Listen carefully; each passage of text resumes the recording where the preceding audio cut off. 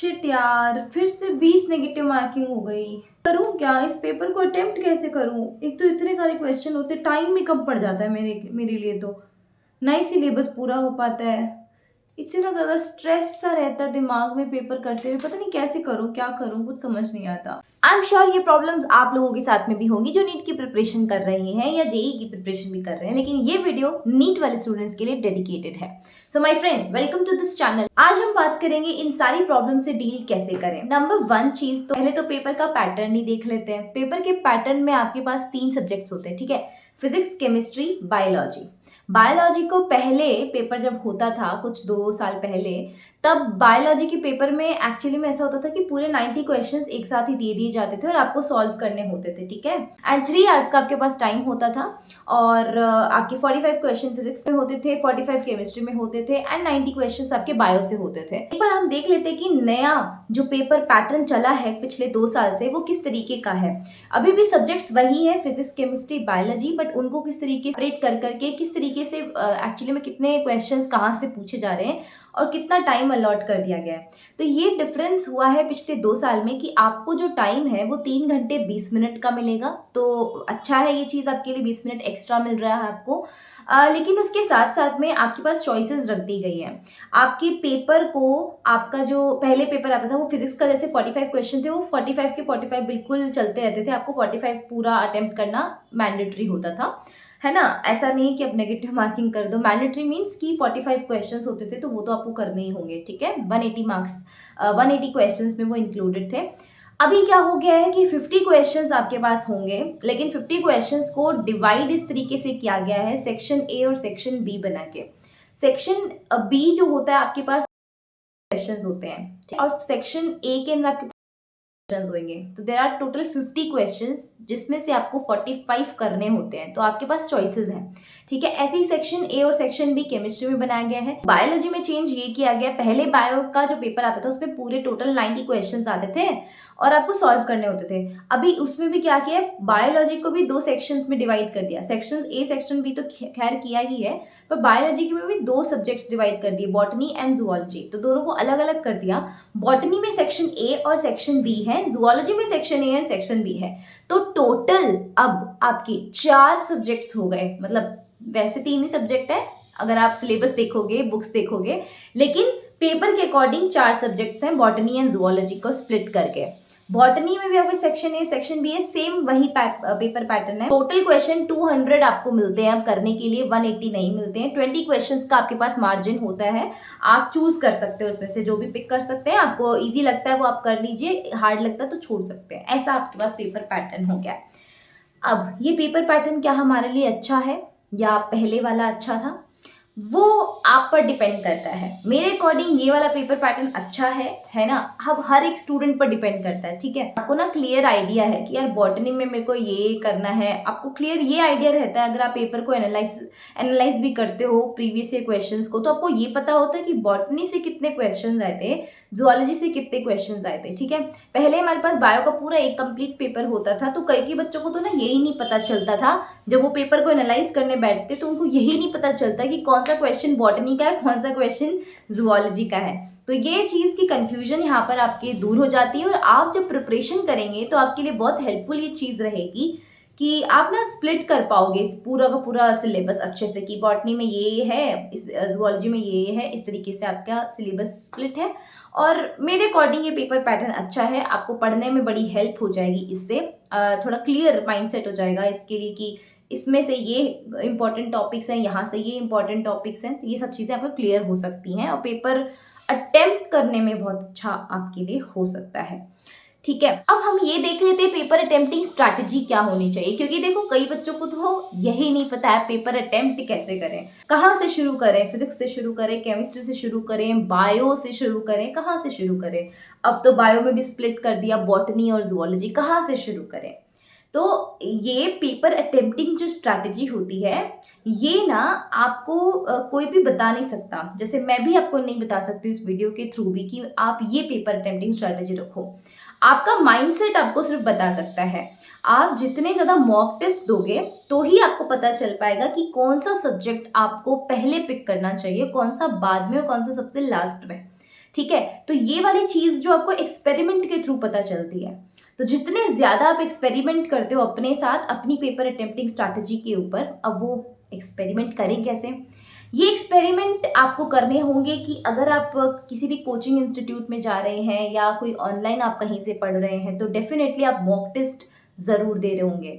तो आप उन पर फोकस करो कि आप जो मॉक टेस्ट दे रहे हो ना, उन मॉक टेस्ट के अंदर आप ट्राई करो। जैसे आज आपका मॉक टेस्ट है, लेट्स सपोज, ठीक है।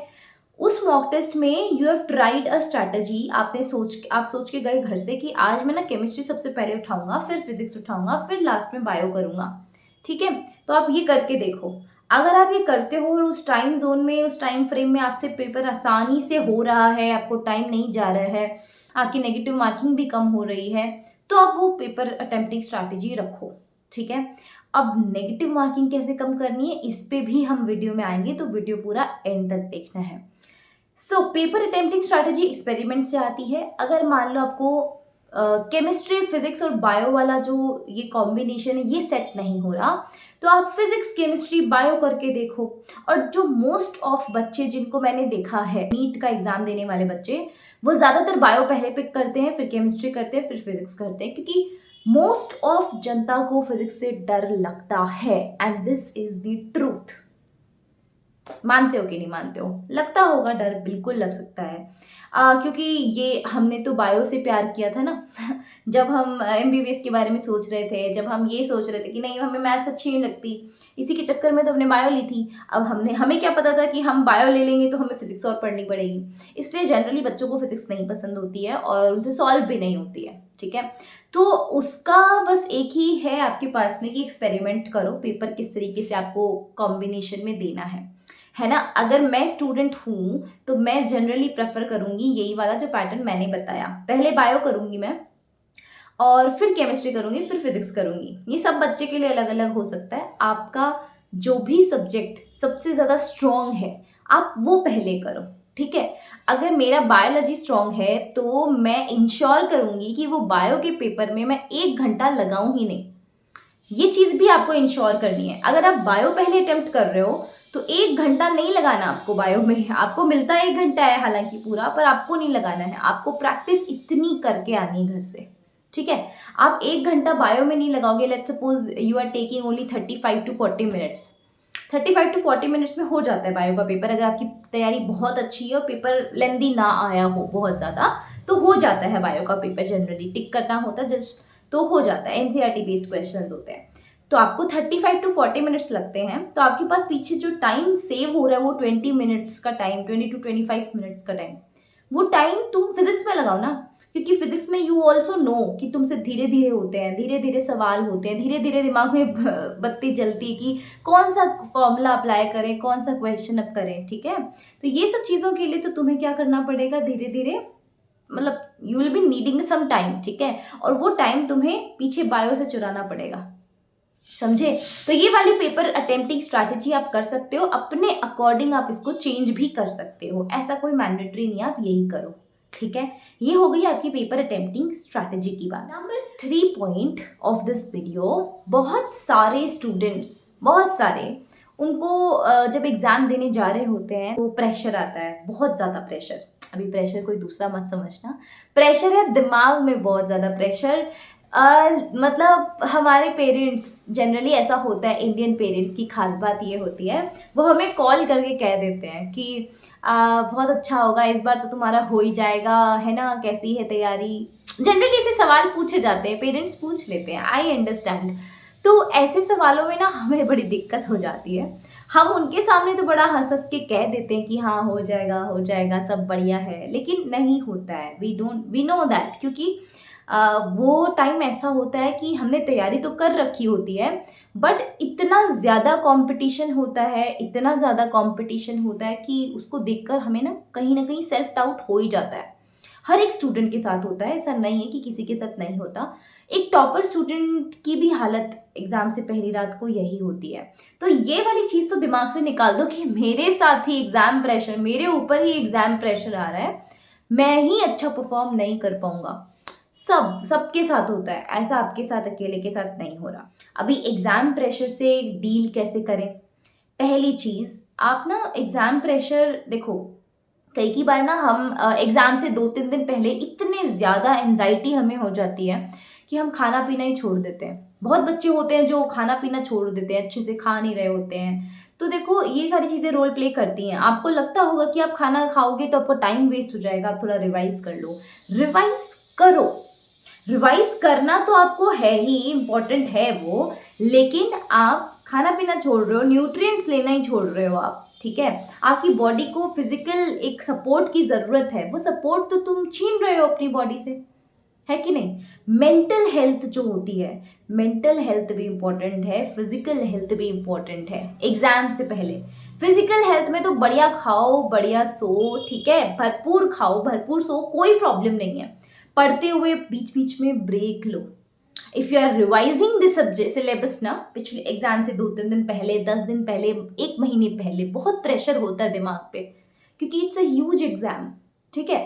तो आप रिवाइज कर रहे हो तो पहले ना ये देखो कि मेरे को बढ़िया, देखो खाना पीना और सोना ना, ये हमें लगता है बहुत छोटी छोटी चीज़ें हैं, but these are really some big things to achieve something big, है ना? क्योंकि हमारा जब बॉडी साथ नहीं देगा, है ना, कभी ऐसे करके देखना कि आज सोए नहीं पूरे दिन, ठीक, अगले दिन की प्रोडक्टिविटी देखना, you will be finding that, मैं बेट लगा सकती हूँ आपके साथ, आपको पक्का लगेगी आपकी कोई प्रोडक्टिविटी नहीं है, जीरो प्रोडक्टिविटी का डे लगेगा, क्योंकि सर इतना भारी रहेगा ना, आपका दिमाग आपका साथ नहीं देगा। If you have very good plans, strategies जो आपको इम्प्लीमेंट करनी है, but you can't, why? Just because of your physical और मेंटल हेल्थ। आपने अच्छे से नींद नहीं ले रखी है, आपका दिमाग नहीं साथ देगा आपके साथ, चाहे आप कुछ कर लो, आप एक्टिव दिखोगे नहीं, आपका फेस ही डल दिखने लग जाएगा, ठीक है? दूसरी चीज़, आप खाना पीना नहीं लोगे, है ना, अच्छे से नाश्ता नहीं कर रहे हो, खाना नहीं खा रहे हो, तो ये भी चीज़ आपको हेल्प मतलब करेगी, आपकी हेल्थ बिगाड़ेगी, आपकी तबीयत खराब करेगी, बीमार पड़ जाओगे, है ना, तो वैसे ही टाइम बर्बाद हो जाएगा। तो वही चीज़ें हैं, ये सब चीज़ें करने से कोई आदमी एग्जाम में पास होता नहीं है, मैं पहले ही बता देती हूँ। तो खाना पीना सोना ये तो मैंडेटरी चीज़ें हैं, ये बढ़िया से करो, इसको और एग्जाम को मिलने मत दो। दूसरी चीज़, मेंटल हेल्थ। मेंटल हेल्थ के लिए आपको ऐसा करना होगा कि आप एग्ज़ाम से कुछ टाइम पहले, एग्ज़ाम से कुछ दिनों पहले, 1 महीने 2 महीने पहले, आप ऐसे किसी भी फ्रेंड से बात मत करो, स्पेशली एग्ज़ाम से कुछ दिनों पहले, 3-4-5 दिन बचे रहते हैं या 2 दिन बचे रहते हैं, किसी भी ऐसे फ्रेंड से कॉल करके बात मत करो जो अपने सब्जेक्ट के बारे में आपको बताने लगे। होता ना, ऐसे फ्रेंड्स होते हैं, ऐसे फ्रेंड्स नहीं, ऐसे लोग होते हैं जिनको आप कॉल करोगे किसी और मकसद से और वो पहुंच जाएंगे किसी और मकसद पे। उनका मकसद होता है अपनी अचीवमेंट्स को आपके आगे शो ऑफ करना। वो बताएंगे कि यार मैंने इतना सिलेबस कर लिया, यार मैंने उतना सिलेबस कर लिया, तेरा कितना हो गया, तेरा कितना हो गया, तूने कितना पढ़ लिया, अरे तूने पढ़ा ही नहीं है, बहन पढ़ ले, भाई पढ़ ले, तू ऐसे कैसे कर रहा है? ये सभी देते हैं हमें मेंटल स्ट्रेस, और ये जो स्ट्रेस होता है ये तो भाई कोई भी, मतलब हम इसको, ये इतना हमें हमारे शरीर पे, हमारे दिमाग पे इतना हावी हो जाता है, ये हमारी सारी की सारी प्रोडक्टिविटी ले जाता है। आज तक चाहे तुमने कितनी भी मेहनत करी हो ना, ये 2-4 सेंटेंसेस जो होते हैं, किसी का हम देख लेते हैं कि यार इसका सिलेबस बहुत अच्छा हो गया, वो वापस रिवाइज कर रहा है, तो हमारा दिमाग खराब होता ही होता है, पक्का होता है, ठीक है? तो इतना मेक श्योर करो कि आप एग्जाम से पहले किसी से भी बात नहीं कर रहे हो, अपने ऐसे किसी फ्रेंड से जो सब्जेक्ट रिलेटेड टॉक्स करता हो आपसे। दूसरी चीज, नेगेटिव लोगों से दूर रहो। नेगेटिव लोग कोई भी हो सकते हैं, आपकी फैमिली के अंदर आपके रिलेटिव्स हो सकते हैं, या कोई फ्रेंड ऐसे हो सकते हैं, फ्रेंड सर्किल ऐसा हो सकता है जो आपको नेगेटिविटी देता हो बहुत, है ना? उन सब लोगों से दूर रहो, बात मत करो, कोई ज़रूरत ही नहीं है बात करने की। अपनी जो फीलिंग्स आती हैं वो अपने पेरेंट्स के साथ शेयर करो। देखो दुनिया में ना माँ बाप ही होते हैं जो आपकी सारी बात सुनते हैं, उनका इलाज उनके पास होता है, और कोई नहीं, और कोई, किसी को कोई फर्क नहीं पड़ता। तुम चाहे कुछ करो कुछ ना करो, सबके लिए तुम एक पत्थर के समान ही हो, ठीक है? तुम्हारे माँ बाप को ही फर्क पड़ता है कि तुम क्या कर रहे हो, तुम्हारी क्या परफॉर्मेंस चल रही है। तुम डिप्रेशन में भी आए हो तो वो पहले सोचते हैं कि आज ये बोल क्यों नहीं रहा, आज ये बोल क्यों नहीं रही, क्यों डिप्रेशन में आई हुई है। तो ये सारी चीज़ें ना उनको इफेक्ट डालती हैं, किसी और पे कोई इफेक्ट नहीं डालेंगी, ठीक है। अब ऐसी सब चीज़ों को लेकर एग्ज़ाम का प्रेशर जो इतना रहता है, ऐसे लोगों के बीच बीच रह कर बहुत बार ऐसा भी होता है और हो चुका है ऐसा कि लोग यानी बच्चे जो हैं जो बाहर तैयारी कर रहे हैं अपने घर को छोड़ छोड़ के, वो करते हैं सुसाइड। तो सुसाइड तो कोई समस्या का हल है नहीं मेरे ख्याल से। मेरे से कोई पर्सनली पूछेगा कि तुम्हारी लाइफ में ये प्रॉब्लम आ गई है, व्हाट विल यू डू, तुम्हारी लाइफ तुम्हारे सामने एक चैलेंज फेंक रही है, क्या तुम सुसाइड कर लोगे? What is this, like suicide करना is not a solution actually, ठीक है। आपने बस खत्म कर लिया सब कुछ खत्म किए, दी एंड किया है। दी एंड करके कहाँ जाओगे तुम, क्या करोगे? कुछ नहीं होएगा। 4-5 दिन आपके, हालांकि देखो 4-5 दिन लोग बातें करेंगे, उसके बाद तो तुम्हें कोई याद तक नहीं रखेगा, भूल जाएगा। हर कोई आदमी तुम्हें भूल जाएगा, कोई याद नहीं रखेगा, कोई सोचेगा भी नहीं कि ऐसा बंदा भी होता था, ऐसी बंदी भी होती थी। आपके पेरेंट्स ज़रूर सोच सकते हैं क्योंकि आप उनकी औलाद हो, आप उनकी संतान हो। अगर आप ऐसे करोगे तो डेफिनेटली उनको तो दुख होगा ही, ठीक है। और आपसे थोड़ी उम्मीदें हैं, वो सोच रहे हैं कि उनके उनके बच्चे एटलीस्ट बहुत अच्छा परफॉर्म करें लाइफ में। और अगर आप ऐसे कदम उठाते हो तो वो दिक्कत ऑफ कोर्स होगा, उनको हर्ट होगा, उनको दुख पहुंचेगा। उन्होंने वो आपके साथ बहुत मेहनत करते हैं, ट्रस्ट मी। जितनी आप मेहनत कर रहे हो ना, आपसे डबल मेहनत वो कर रहे हैं, है ना।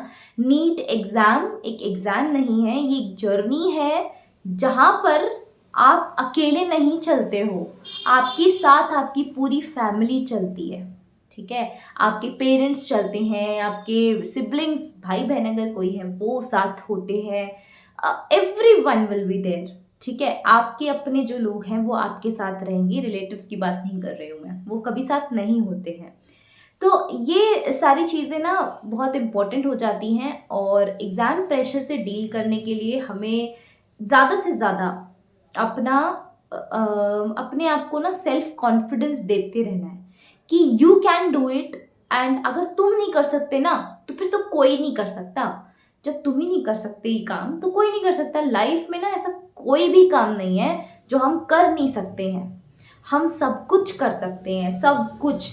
बस एक चीज़ की रिक्वायरमेंट हमें ये है, हमारे पास एक सेल्फ बिलीव होना चाहिए, सेल्फ कॉन्फिडेंस होना चाहिए। ट्रस्ट मी, सेल्फ कॉन्फिडेंस अगर आपके पास है तो इस सेल्फ कॉन्फिडेंस के ज़रिए तुम वो चीज़ भी कर सकते हो जो चीज़ तुम सिर्फ सोच सकते थे सपने में कि ऐसा चीज़ भी कभी हो सकती है क्या, तुम वो भी कर सकते हो। ट्रस्ट मी, क्योंकि अगर किसी ने भी किया ना लाइफ में वो चीज़ जो तुम सोच रहे हो तो तुम भी कर सकते हो, और किसी ने नहीं भी किया तो भी तुम कर सकते हो। यू कैन डू दिस, ठीक है। अपने अंदर सेल्फ कॉन्फिडेंस रखो, सेल्फ बिलीफ रखो, because self confidence and self belief से बेटर कोई भी चीज़ नहीं हो सकती कि इंसान के पास में उसकी पर्सनालिटी को डेवलप करने के लिए। अगर आप चाहते हो आपकी पर्सनालिटी डेवलप हो, आप चाहते हो कि आप एग्जाम में अच्छा परफॉर्म करो, सेल्फ कॉन्फिडेंस रखो। अगर आपका सिलेबस 100% कंप्लीट नहीं भी हुआ है, ठीक है, जो कि कभी होने भी नहीं वाला, एक बात हमेशा याद रखना, 100% सिलेबस तो आज तक ही किसी का नहीं हुआ यार, तुम्हारा कैसे होगा? 100% सिलेबस नहीं होता किसी का भी, ठीक है। हर किसी का कुछ ना कुछ छूटता ही है लास्ट के अंदर, ठीक है। सो आपको क्या करना है, जितना आपका सिलेबस हुआ है उतने सिलेबस पे फोकस करो। लेट्स सपोज आपका 90% सिलेबस हुआ है ना, तो 90% सिलेबस पे फोकस करो, उसी को बार बार रिवाइज करते जाओ। जितना भी बचा है तुम्हारे पास, जितना भी तुमने पहले तैयार कर रखा है उसको रिवाइज करो। Keep on revising, keep on revising. फिर देखो तुम जो तुमने किया हुआ है बस उसी को रिवाइज करो, नया मत उठाओ। बहुत बच्चे ये गलती करते हैं कि नई चीजें उठाने लगते हैं, सोचते हैं यार ये तो चैप्टर पढ़ा हुआ है, ये चैप्टर पढ़ा हुआ है, सब कुछ याद है इसके अंदर, तो अपन एक काम करते हैं, अपने पास टाइम बचा हुआ है, कुछ दिनों का 10-12 दिन है एग्जाम से पहले, चलो ये चैप्टर और उठा लेते हैं, है ना। इसके फॉर्मूलाज देख लेते हैं या इसके ऊपर 2-4 और प्रैक्टिस कर लेते हैं, कुछ सेशंस देख लेते हैं, हो जाएगा ये चैप्टर भी अपना। तो कभी इसके ऊपर कोई क्वेश्चन आएगा तो वो क्वेश्चन अपन कर लेंगे, ठीक है। देखो, आपकी सोच हो सकता है सही हो अगर आप कर सको तो, पर बिल्कुल भी मैं ये सजेस्ट नहीं करूंगी कि आप कोई भी चीज़ नई उठाओ। अगर आप कोई भी नया चैप्टर उठाओगे और अगर एक भी क्वेश्चन आपसे नहीं बनाना उस वक्त, तो भाई इतना कॉन्फिडेंस लेवल आपका गिरेगा जिसको तुम चाहकर उठा भी नहीं सकोगे। इतना गहराई में चला जाएगा आपका कॉन्फिडेंस लेवल, आपके पास कॉन्फिडेंस नाम की चीज़ नहीं बचेगी, ठीक है। और कॉन्फिडेंस नहीं है ना, तो my friend you are not eligible for this paper, ठीक है। कॉन्फिडेंस ही आपका सबसे बड़ा एलिजिबिलिटी क्राइटेरिया है for appearing in this exam, अगर आप इस एग्जाम को क्लियर करना चाहते तो। क्योंकि सोचो ना, तुम्हारी आगे जाके पोस्ट क्या होगी, डॉक्टर बनोगे ना। डॉक्टर बनने के लिए अगर डॉक्टर के पास कॉन्फिडेंस ही नहीं है कि वो पेशेंट को ठीक कर सकता है, या फिर वो डॉक्टर जो दवाई लिख रहा है उसमें जो उसको उस पर ही कॉन्फिडेंस नहीं है कि मैं ये जो मेडिसिन लिख रहा हूँ क्या ये इस पेशेंट को ठीक कर पाएंगी, अगर उसको कॉन्फिडेंस नहीं है तो वो तो ठीक भी नहीं कर पाएगा, वो तो दुनिया का वर्स्ट एवर डॉक्टर बनेगा। तो ऐसे डॉक्टर बनने से तो बेटर है कि कुछ और बन जाओ, ताकि कुछ जिंदगी में किसी का भला कर दो, है ना। मैंने ऐसे डॉक्टर्स भी देखे हैं जो कुछ भी लिख देते हैं, लाइक उनको उनके पास जाओगे वो कुछ भी प्रिस्क्राइब कर देंगे आपको, हो सकता है वो उनके अकॉर्डिंग सही हो, बट मोस्ट ऑफ केसेस में आपको ऐसा लगता है कि इसकी दवाई नहीं लगती है। होता है ना ऐसा कि यार उस डॉक्टर के पास जाते हैं ना, उनकी दवाई कभी लगती नहीं है, यही डॉक्टर के पास जाएंगे यहाँ पे दवाई लगती है अपनी। तो वही चीज़ है ना कि कॉन्फिडेंस का खेल होता है। अगर आप एक सर्जरी परफॉर्म करने वाले हो और उस सर्जरी परफॉर्म करने के लिए you have no confidence, so my friend तुम तो उसकी जान ही लेने वाले हो सर्जरी को तो बस करने वाले हो तुम, है ना, स्वाहा। तो confidence is the key of success, जो कि आपको नीट एग्जाम मांगता है। नीट एग्जाम सब्जेक्ट नॉलेज बहुत बाद में मांगता है, कॉन्फिडेंस सबसे पहले मांगता है। कॉन्फिडेंस कॉन्फिडेंस कॉन्फिडेंस, कितना कॉन्फिडेंट हो, दैट इज वाई यहाँ नेगेटिव मार्किंग का स्कीम रखा गया है, समझे। तो अब नेगेटिव मार्किंग पे आ ही गए हैं तो बात करते हैं नेगेटिव मार्किंग को रिड्यूस कैसे करें। बहुत बच्चे हैं, बहुत सारे बच्चे हैं जिनको नेगेटिव मार्किंग में भी प्रॉब्लम आती है कि हम पेपर तो अटेम्प्ट करते हैं, हमारी तैयारी बहुत अच्छी होती है ना, हम तैयारी बहुत अच्छी करके जाते हैं, जब भी हम मॉक टेस्ट लिखते हैं हमारी बहुत सारी नेगेटिव मार्किंग्स हो जाती हैं, हमारे क्वेश्चंस बहुत सारे सही होते हैं, और अगर मेरी नेगेटिव मार्किंग ना होती ना तो मेरे इतने मार्क्स आ जाते, मैं तो बिल्कुल एकदम क्लियर ही था ये पेपर। नेगेटिव मार्किंग जब होगी तो पेपर नहीं क्लियर कर पाओगे, उसको रिड्यूस करो। अब ऐसा नहीं है कि तुमने इस संडे को जो मॉक टेस्ट दिया है उसमें तुम्हारी 20 नेगेटिव मार्किंग हुई और तुम अगले संडे दोगे तो तुम्हारी 20 से सीधी 10 पे आ जाएगी या सीधी 5 पे आ जाएगी, ये वाला केस नहीं हो सकता। स्लो, बिल्कुल स्लो काम करो, स्लो स्लो ही होगा सब चीज़ें। आपको अपने जब भी नेगेटिव मार्किंग होती है, लेट्स सपोज इस संडे को आपका पेपर हो रहा है, आप पेपर करो, उसको एनालाइज करो। कई बच्चों में गलती ये हो, मतलब इतनी गंदी आदत होती है उनके अंदर कि पेपर दे के आएंगे और पेपर का रोल बनाया और फेंक दिया। अरे पेपर का रोल बना के तुमने फेंक दिया, पेपर को एनालाइज तो करो कि तुमने किया क्या है वहां पे, है ना। You have attempted 3 hour long paper, वहां बैठकर तुमने अटेम्प्ट किया है 3 घंटे का, तक तुम्हारे पास में क्या है रिपोर्ट, तुम्हारी खुद की रिपोर्ट क्या है तुम्हारे पास कि तुमने क्या परफॉर्मेंस दिखाई यहाँ पे। इसलिए यहाँ पर तुम्हारी ना speed, accuracy, negative marking, everything आपको पता होनी चाहिए। अगर तुम्हारा क्वेश्चन गलत हुआ है तो किस कॉन्सेप्ट से गलत हुआ है वो तुम्हारे पास पता होना चाहिए। एक लिस्ट बनाया करो। नेगेटिव मार्किंग दूर करने का सबसे बढ़िया तरीका यही है, पहला तो रिवाइज करो। जितना ज़्यादा रिवीजन होगा नेगेटिव मार्किंग के चांसेस कम हो जाएंगे। रिवीजन जब कम होता है किसी भी टॉपिक का तो नेगेटिव मार्किंग होगी। या फिर कभी ऐसा होता है कि हम 1-2 बार पढ़ लेते हैं और हमें लगता है वो याद तो हो गया, है ना, लेकिन हम जब जाएंगे एग्जाम के अंदर तो हमें ऐसा लगता है कि वो क्या था करके कुछ कुछ हम फॉर्मूला लिखेंगे और हमें याद आएगा और कुछ कुछ चीज़ें हम मिस भी कर जाते हैं। इस चक्कर में हमारा ना एग्ज़ाम में नेगेटिव मार्किंग हो जाता है।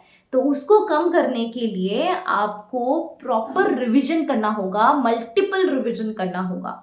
ये तो आदत डाल ही लो मल्टीपल रिवीजन करने की। हर हफ्ते अगर you are writing an exam, जो कि आपको करना भी चाहिए, हर संडे आपको एग्ज़ाम लिखना चाहिए, हर हफ्ते एक एग्ज़ाम आपको लिखना चाहिए। और एकदम वही पेपर पैटर्न होना चाहिए आपका जो मेन पेपर पैटर्न होता है। उससे आपके दिमाग को, आपकी बॉडी को आदत पड़ती है पेपर देने की, ठीक है।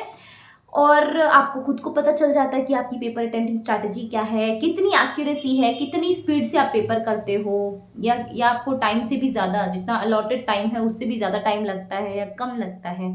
सब चीज़ों का एनालिसिस आपके पास होता है, पर एनालिसिस करना पड़ता है। आओ घर पे पेपर देकर, लगता है अंदर से तो पता चल ही जाता है हमें पेपर कैसा हुआ होगा, कितने क्वेश्चंस हमने अटेम्प्ट किए हैं।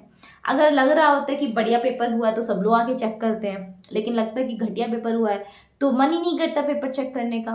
दैट्स ओके, मन नहीं करता मत करो पेपर चेक, ठीक है। पेपर चेक मत करो, लेकिन थोड़े टाइम तक रिलैक्स कर लो, लेकिन उसके बाद करो। थोड़े टाइम रिलैक्स कर लो, उसके बाद आके पेपर चेक करो कूल माइंड के साथ में। और एक पेपर पेन लेकर बैठो और उसमें ना टॉपिक्स लिखो जहाँ जहाँ से तुम्हारे क्वेश्चंस गलत हुए हैं। सब टॉपिक्स की पॉइंट्स वहाँ से जहाँ से तुम्हारी क्वेश्चंस गलत ज़्यादातर हो रहे हैं वो लिख लो, ठीक है।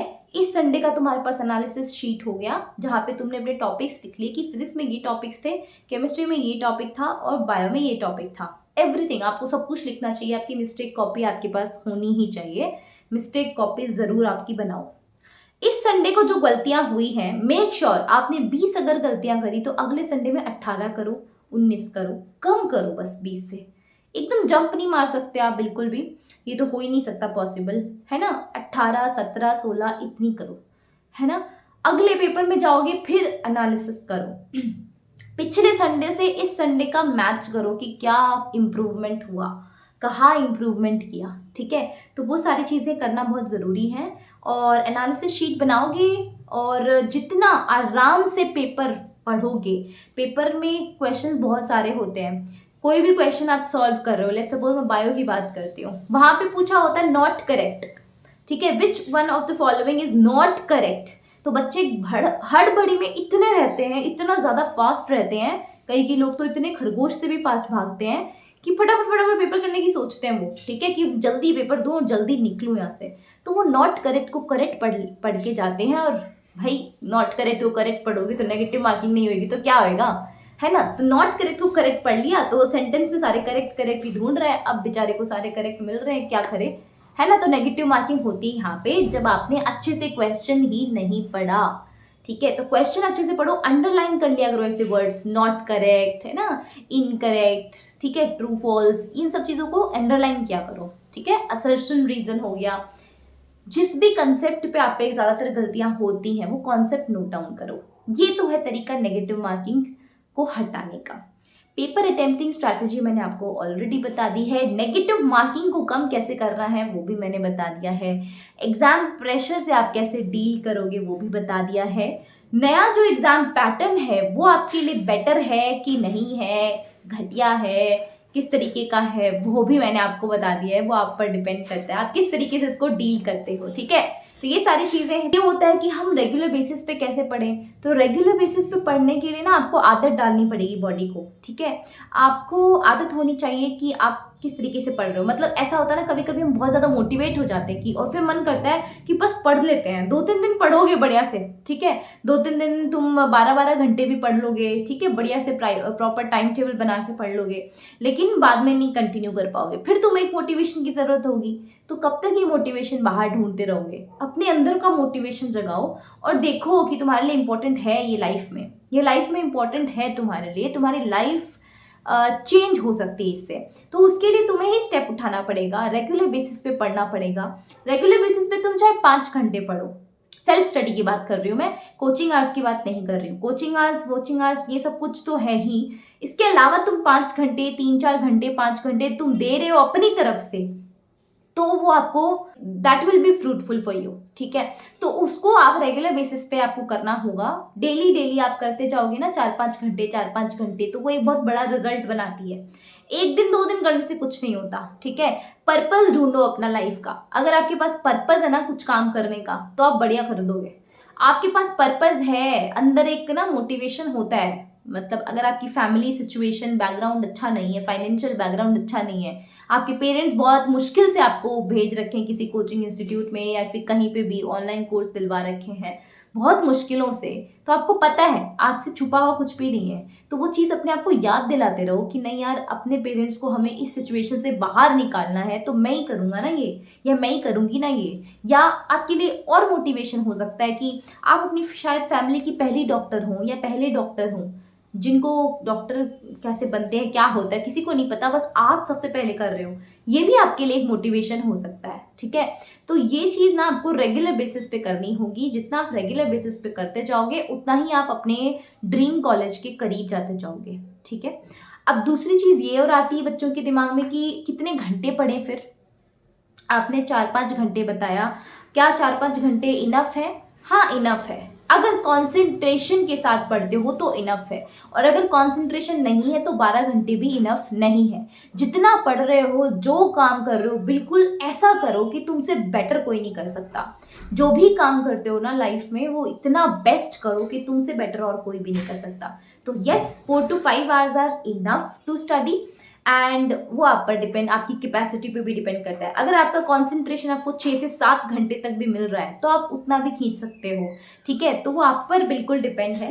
कब पढ़ना है, सुबह उठ के पढ़ें, रात को लेट पढ़ें, वो आप पर डिपेंड करता है। आपकी जो नींद है उसको आपको ख़राब नहीं करना, दैट्स इट, ठीक है। आप रात में पढ़ो चाहे आप दिन में पढ़ो, आपको उससे कोई फ़र्क नहीं पड़ना चाहिए, बस आपका काम होना चाहिए। आपने एक टू डू लिस्ट बनाई होनी चाहिए आपके पास ना, सुबह उठने के ऊपर आपके पास एक टू डू लिस्ट होनी चाहिए कि ये काम मेरे को करने हैं, मतलब ये टॉपिक्स आज मेरे को कवर करने हैं, इतना घंटा मेरे को लगेगा करने में इसको, तो वो करो, बस उसको करो। चाहे आपको वो टू डू लिस्ट, अपने टारगेट्स का अचीव करना सीखो, हर दिन का टारगेट बनाया करो। 1-1 महीने 2-2 महीने के प्लान्स, स्ट्रैटेजीज ये कभी वर्क नहीं करती हैं। एक दिन का बनाओ, एक दिन का काम ये है, एक दिन का मेरा प्लान ये है, तो ये एक दिन में मेरे को टारगेट अचीव करना ही करना है, तो वो काम आपको ज़रूर करना होगा। कितने घंटे पढ़ना चाहिए, आई थिंक आपको इसका जवाब मिल गया है।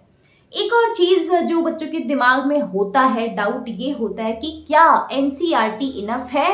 क्या हमने सुना है कि एनसीईआरटी ही पढ़नी चाहिए, यहीं से क्वेश्चंस आते हैं, क्या ये इनफ है या हमें कोई दूसरी एक्स्ट्रा बुक्स भी खरीदनी चाहिए? देखिए, मैं बिल्कुल भी रिकमेंड नहीं करूंगी आपको कोई दूसरी बुक्स लगाने को, ठीक है। एनसीईआरटी लगाई, जहां से पेपर आता है वो चीज़ क्यों नहीं लगा रहे हम, मान लो मैं एक एग्जामिनर हूँ, मेरे पास एक बुक पड़ी हुई है, ठीक है, एनसीईआरटी सामने, मेरे को कहा गया है कि यहाँ से क्वेश्चन बनाने हैं, तुम्हें 90 क्वेश्चन पिकअप करने हैं फॉर बायोलॉजी, तो मैं तो एनसीईआरटी से पिकअप करूंगी, क्योंकि मैंने तो अपनी वेबसाइट पे डाल रखा है NCERT is the authentic book जहां से क्वेश्चंस आते हैं। अब एक आध क्वेश्चन इधर उधर हो जाए, इधर उधर से आ जाए, तो एक आध क्वेश्चन के लिए इतनी मेहनत करेंगे क्या हम, या फिर पीछे 88 to 89 क्वेश्चन सही करने के ऊपर फोकस करेंगे? सोचो, बायो में 90 क्वेश्चंस होते हैं टोटल, बॉटनी जूलॉजी को मिला के, 90 में से तुमने 89 सही कर दिए, कम है क्या वो? 98 क्वेश्चन अगर बाहर से भी आ गया तो भी तुम पे कोई फर्क नहीं पड़ेगा, लेकिन मान लो तुम उस एक क्वेश्चन के पीछे भागे, है ना, पीछे तुमने एनसीईआरटी मेन बुक को छोड़े जहाँ से क्वेश्चन सारे आए थे, सोचो तुम्हारे ऊपर क्या बीतेगी। बहुत वर्स्ट सिचुएशन है ये। तो आप वहाँ पर देखो ना कि मेरे को अगर एग्जामिनर बनाया है तो मैं क्वेश्चंस वहाँ से पिक कर रही हूँ, मैं तुम्हें चिक चिक के बता रही हूँ कि तुम एनसीईआरटी पढ़ो, मैंने क्वेश्चंस यहीं से बनाए हैं, तो तुम क्यों दूसरी किताबों पे से हाथ मारने पे चले हुए हो? ठीक है, तो बायो के लिए तो मैं बिल्कुल रेकमेंड नहीं करूंगी, ना ही मैं केमिस्ट्री के लिए रेकमेंड करूंगी, ठीक है। हाँ, प्रैक्टिस अगर आपको करनी है फिजिक्स के लिए, बायो के लिए, केमिस्ट्री के लिए प्रैक्टिस करनी है तो आप इसके लिए बुक्स रेफर कर सकते हो। थियरी के लिए मैं नहीं रेकमेंड आपको करूंगी, ठीक है, बिल्कुल भी आपके लिए वर्दी नहीं है वो। फिजिक्स के लिए अगर आप एक एवरेज बच्चे हैं, आप इसको पीवाईक्यू जो बुक होती है जिसमें आपके पिछले 5-6 साल के पीवाईक्यूज अवेलेबल होते हैं, वो पीवाईक्यू बुक आपके पास होनी चाहिए, आप उसको लगाया करो, है ना। थ्रू आउट द ईयर आपको जब प्रिपरेशन आप स्टार्ट करते हो तब से आपको ये पीवाईक्यूज लगाने चाहिए, ताकि आपको आइडिया रहे और रटे जाएं ये पीवाईक्यूज, और इसके कॉन्सेप्ट्स रटे जाएं। वहीं से घूम घूम के क्वेश्चंस हर बार आते रहते हैं, ठीक है, नया पेपर नहीं होता कुछ भी, बस वहीं से घूम घूम के ही आता रहता है, आपको लगता है नया है।